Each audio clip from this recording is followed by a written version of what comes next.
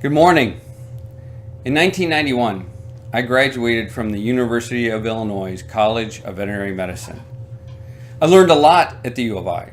I learned a lot about anatomy, how animals are put together of many different species: dogs, cats, horses, cows, even chickens and pigs. I learned how those various systems then work together, how the anatomy translates into physiology.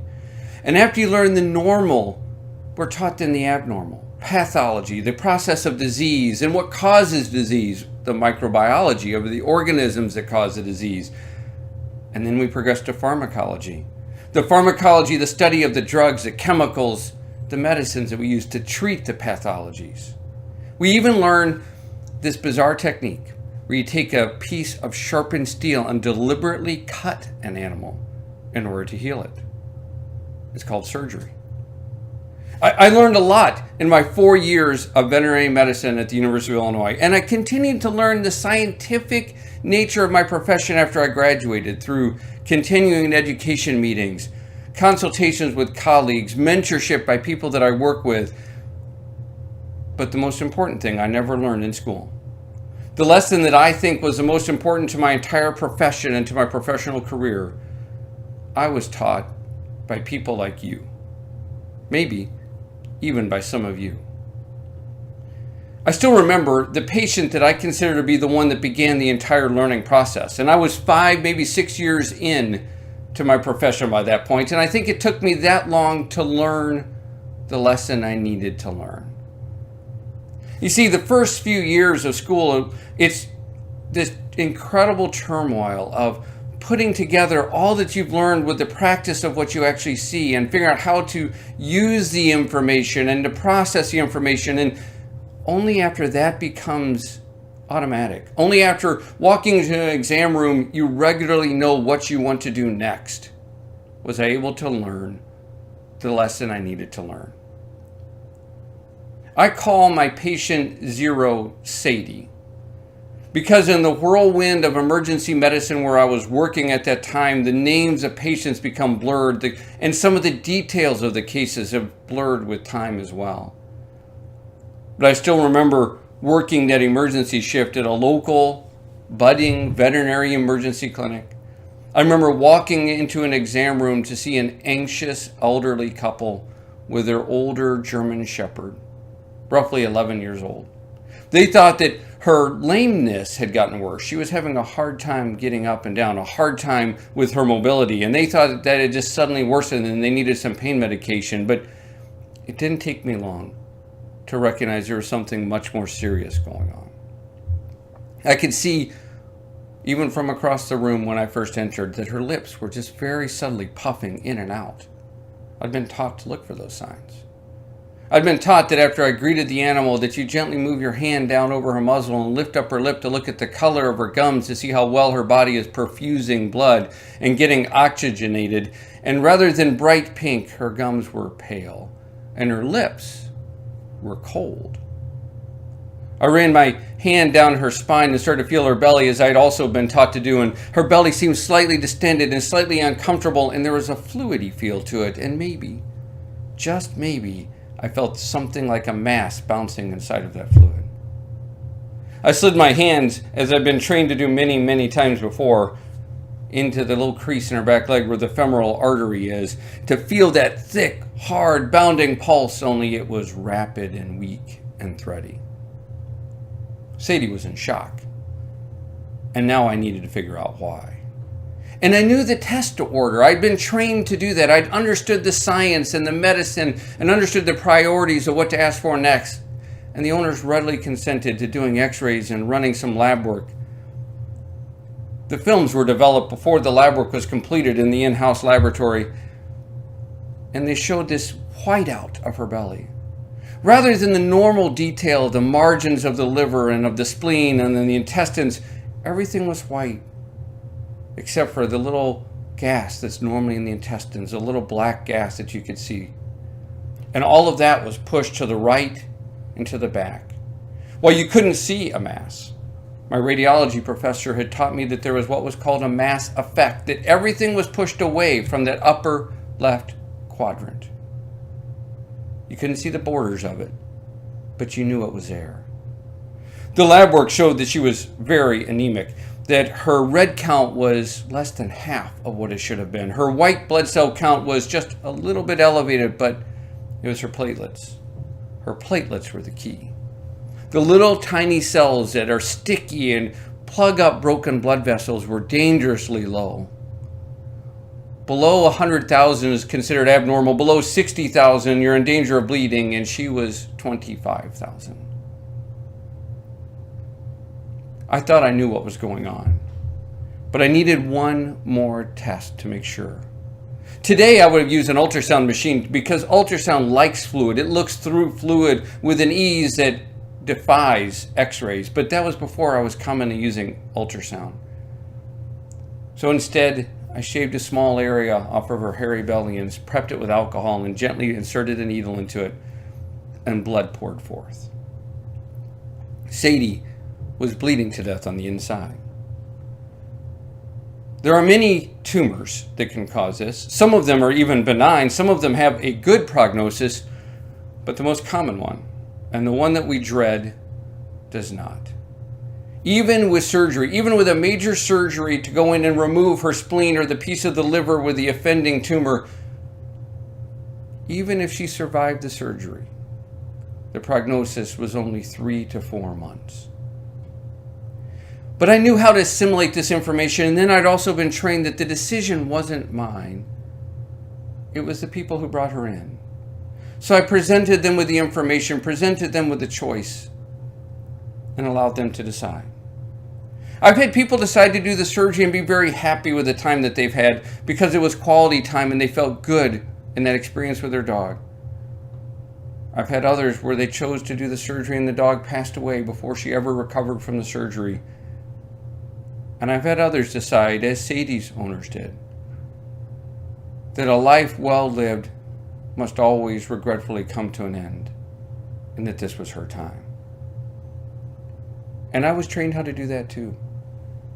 I knew how to draw up the thick blue solution, blue so that you never mistake it for anything else. The overdose of barbiturate that we give intravenously. I knew how much to draw up, I knew how to hit the vein, and I knew how to inject it. What I didn't know, what was going to happen as I gave that injection. I thought it was going to be like all the other times I had done it. But as I slowly gave that barbiturate and Sadie's head became sleepy, and my assistant started to lay her head down onto the table, one of the owners, and I do not know which one, pulled something that looked like a piece of paper out of a pocket, a purse, a wallet, and laid it between her head and the table. I'd never seen that before. And I didn't know what had just happened, but I thought that my face was inscrutable, unreadable. My job at that moment is to do everything for the patient and for the people, and my job was focused on them. But something about my look, about my eyes, must have betrayed me, because after a few moments of tears and sniffles and Kleenex, the male owner lifted up her head and pulled what was actually a photograph out from underneath her head. It was a poor quality photograph. In my mind, it was a Polaroid, but it was of that similar poor quality of a nighttime scene. It was dark with a campfire and a much younger Sadie and a couple of old lawn chairs and a 10-year-old boy. He went on to explain that that boy was their grandson Tommy, who had passed away a few years earlier. That he and Sadie had been very close friends. And the picture was their way of making sure that Sadie found her way to Tommy's side again.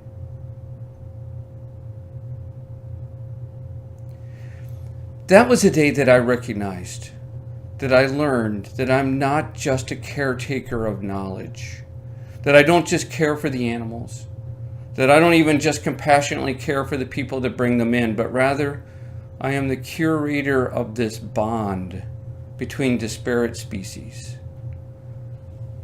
That somehow we have chosen to share our lives with something completely different than us, and they have become entwined in our existence. And I look after that bond. I marvel at how it occurred. I marvel at how we started to domesticate animals. Cats were the last domesticated animal. They're the most recent, and they're the most wild. Dogs were the first. The very first. Thousands of years before cattle or sheep. I find that really amazing. Cows are pretty useful things. Cows aren't very smart in the wild or in domestication. They seem like they would have been pretty easy to tame, and they're a ready source of food. They're right there. You don't have to hunt them down and find them. They produce milk. They produce hides. Sheep even have this hair that grows back every single year you can make into clothing. They are really, really useful creatures to have domesticated. But the first one was a dog. When dogs became domesticated and how was a source of constant debate. You can read all the new Google News stories on it every year. There is more and more information about how that occurs and when it might have occurred. Some people say 15,000 years ago. Some estimates are double that.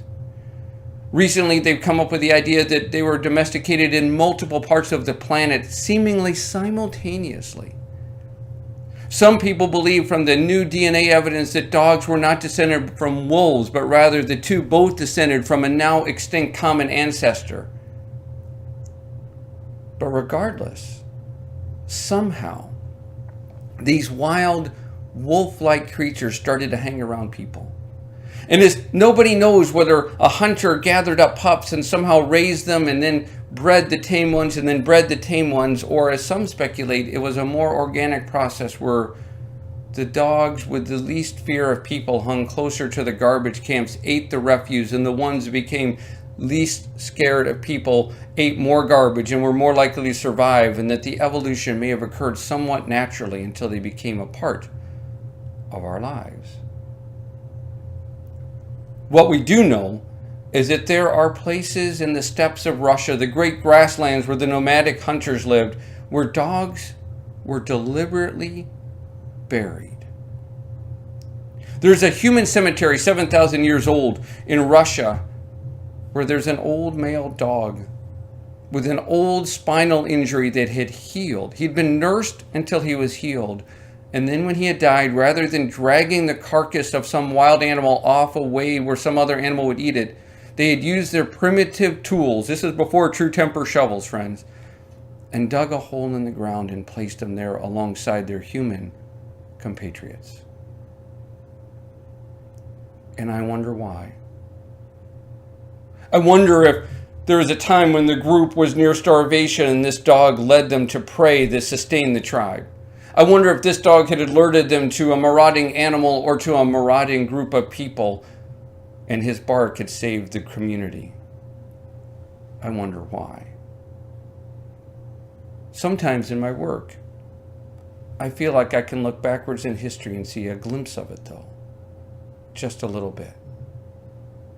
I have a friend named John. John is a bachelor, a little bit older than me, who loves the outdoors. He's very well versed on the different lifestyles of the wild animals, and we talk ecology and environmental biology at length in the exam room. He's a hunter. He hunts a lot and sustains himself with the hunting. He sees death a lot. He hunts deer, but he really loves to hunt birds with his dogs, his pointers. And the time came for one of his dogs, Quincy, to be put to sleep. And Quincy had been on hunts with him all over. In North Dakota, in the UP, they'd hunted grouse and pheasant and sharptails and woodcock. But his legs no longer worked. He could no longer take him outside to do the normal elimination that a body demands. So he brought him to me. And we did not allow his last moments to occur inside the office. We went outside to the back of his pickup truck where there was an old horse blanket laying there. Set down the tailgate, and underneath an oak tree, I gave Quincy a sedative to relax him. Quincy was one of those dogs that never was one of my biggest fans, and so that was as much to make my next step easier as it was to relax him. But while the sedative took a hold, I wanted to talk to John. John was someone who had seen a lot of death and caused a lot of death. He had seen the blank, vacant stare in the eyes. He had seen the last gasp for air as this brainstem reflex occurs. I thought that he would be hardened to death. And so as Quincy got sleepy, I asked him a question. And I've learned over the years to ask these questions of many different people. What was your puppy like? What was your cat like as a kitten? What did it like to do? What was the biggest mischief it got into? But with John, I asked a question I never asked before or since. I said, do you remember Quincy's first point? And I wanted the story. I wanted to know more about that part of his life. But my friend John, hardened as I thought he was to death, choked up and couldn't answer. Wordlessly, I gave the last injection. And when Quincy had taken his last breath, I covered him with a horse blanket. We shut the tailgate, and John drove him home to his property, where he buried him in the tall grass and could hear the pheasants cackle every spring. And I feel like somehow I saw a glimpse back 7,000 years to some nomadic hunter burying his friend next to his human family. Now I could go on with sad stories, and we could go through an awful lot of Kleenex. But what is the point? What is the point for you and I, whether we're animal people or not? And I guess a couple of things that I wanted to take home from my own life. One, I never want to underestimate the value of that bond. And yet somehow, even in my job, I sometimes do. I had not been out of school very long, and I was still learning this when I had a lady who I saw very frequently with a dog with a lot of medical issues. And she told me a lot of her life story and her personal story about her common-law husband who beat her regularly, and how she wanted to leave him, but there was no place she could go that would take her dog or her cats. And so she didn't leave. And in my young, naive mind, I thought, you need to protect yourself. You need to just get out. But now I understand. The dog and the cats were the only thing that didn't really bite her. They were the only creatures that stayed with her and loved her. And I never want to underestimate again the value of that bond. I also in some ways want to be like the animals that I treat. I want to accept other people the way that they do, because I think that is part of the reason we bond with them. My wife is also a veterinarian, and she tells a story about going into an exam room to see a very elderly cat. And we see this pretty often. These older kitties have wasted away to nothing. Their kidneys have failed. Their muscles have wasted. They're literally our skin and bone.